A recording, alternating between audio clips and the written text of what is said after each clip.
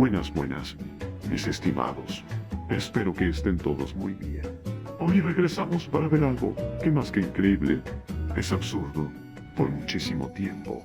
Y durante muchos gobiernos, se había discutido sobre una de las cosas más vergonzosas que tiene nuestro país, las pensiones de lujo. Pero ¿cómo es posible que algo así ocurra en nuestro país? Bueno, pongamos las cosas en contexto. Pero para eso traje a un amigo, para que nos ayude. ¿Qué puedes pasar, amiguito?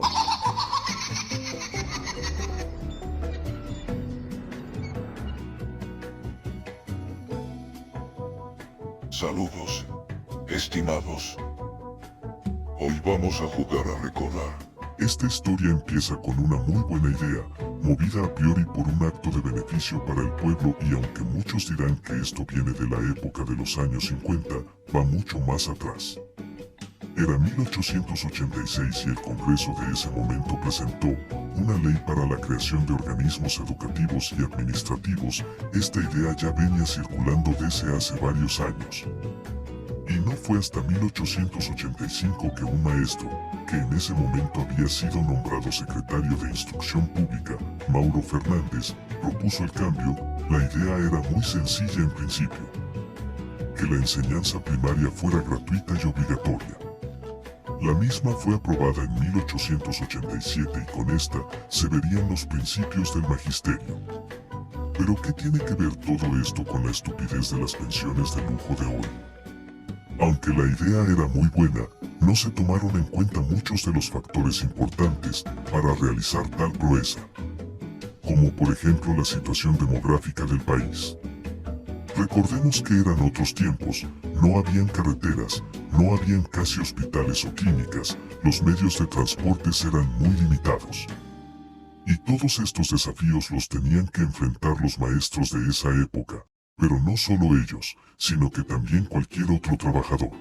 Los siguientes 32 años fueron bastante expansivos para la administración del Estado y las diferentes reformas, pero incluso entonces podíamos observar el nepotismo de la élite, o el Olimpo, como fueron llamados a los políticos de aquellos tiempos. Ya existían relaciones, digamos, en concupiscencia entre políticos y empresarios, para favoritismos, además de dictaduras, como la de Tinoco. Y justo a este momento debemos volver. Uno de los sectores que más influyó en el derrocamiento de Tinoco fue nuevamente el de los educadores, quienes habían recibido todo el reconocimiento a través de la prensa. La misma que ya desde ese momento influía muchísimo en la política, pero esto ya lo sabían quienes obtuvieron luego el poder. Para 1920 se crea la Sociedad de Socorro Mutuo del Personal Docente, que luego se convertiría en la Sociedad de Seguros de Vida del Magisterio. Debido a lo anterior, muchos se unieron a las filas. Para estas fechas, Tomás Soleil propondría a Ricardo Jiménez la creación de un monopolio de seguros y así se crearía el Banco Nacional de Seguros, actualmente Instituto Nacional de Seguros. ¿Habrían sido presiones de algunos sectores? Tal vez no.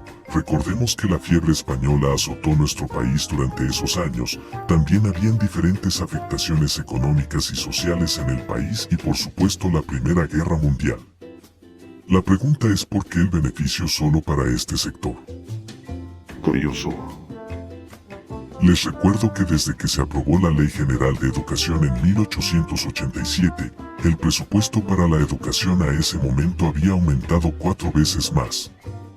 Más bien parecían los principios del clientelismo.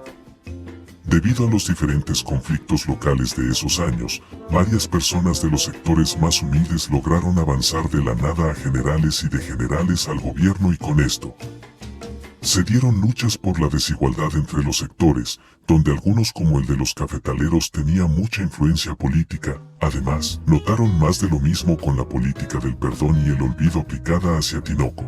Siento que eso lo hemos escuchado en algún lado. Bueno, así después de varios años y cambios de políticos, más no de política, llegamos a 1941 cuando en el gobierno del Dr. Calderón se crea la Caja Costarricense del Seguro Social. O por lo menos la ley, la cual se reforma en 1943 y la convierte en una institución autónoma, pero recordemos que ese mismo año se aprobó la Ley número 148. Ley de Pensiones de Hacienda. Y que también la mayoría de los fondos de pensión los manejaba el gobierno, Hacienda.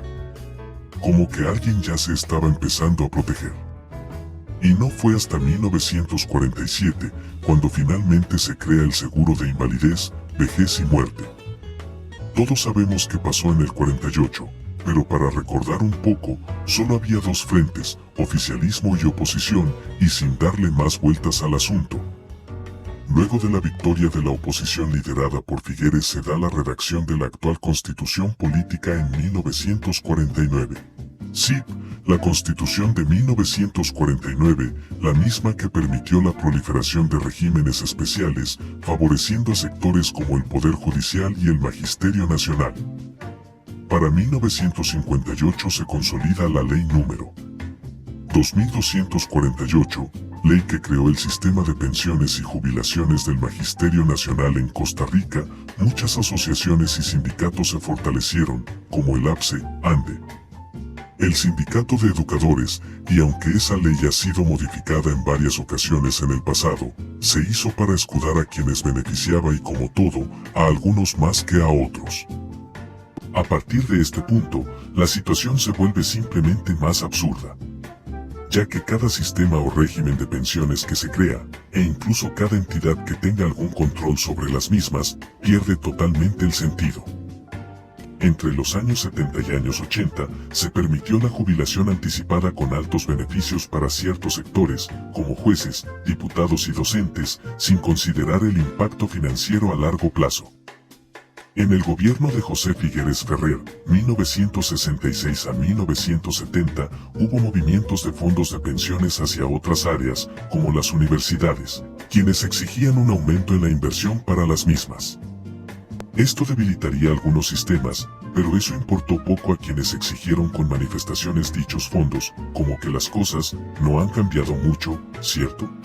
Desde entonces, gobiernos de todos los partidos han fallado en implementar reformas profundas. Los fondos de pensiones han sido utilizados como herramientas políticas, otorgando beneficios desproporcionados para asegurar apoyo electoral. Se permitió que ciertas instituciones manejaran fondos sin supervisión adecuada, resultando en abusos. ¿Pero quiénes son los responsables históricos? Rafael Ángel Calderón Guardia creó la Caja, pero permitió que Hacienda manejara los fondos de pensiones, abriendo la puerta a su mal uso. José Figueres Ferrer favoreció a sectores específicos y permitió el uso de fondos para otros fines. Los legisladores aprobaron leyes que crearon desigualdades, como la Ley número 2248 de 1958, y permitieron regímenes especiales sin respaldo actuarial. También los sindicatos y organizaciones como el Magisterio Nacional y el Poder Judicial presionaron para obtener beneficios desproporcionados. Las élites han utilizado el poder político para proteger sus intereses, incluyendo privilegios en el sistema de pensiones. Así llegamos a lo que tenemos hoy, porque, aunque parecen muchos años, el poder siempre ha sido el mismo, nada más ha cambiado de manos. Porque quienes de palabra dicen querer ahorrarle dinero al pueblo, con actos demuestran lo contrario. Y sí, cada cierto tiempo, aparece un tico que intenta cambiar las cosas. Pero una sola persona, solo puede encender la llama. El próximo año es nuestro turno, para finalmente acabar con esta pesadilla de más de 100 años, aprendamos de nuestra historia, para no volver a repetirla. Estos son otros tiempos y todavía podemos ser en esencia la Costa Rica que pudimos haber sido hace ya mucho tiempo.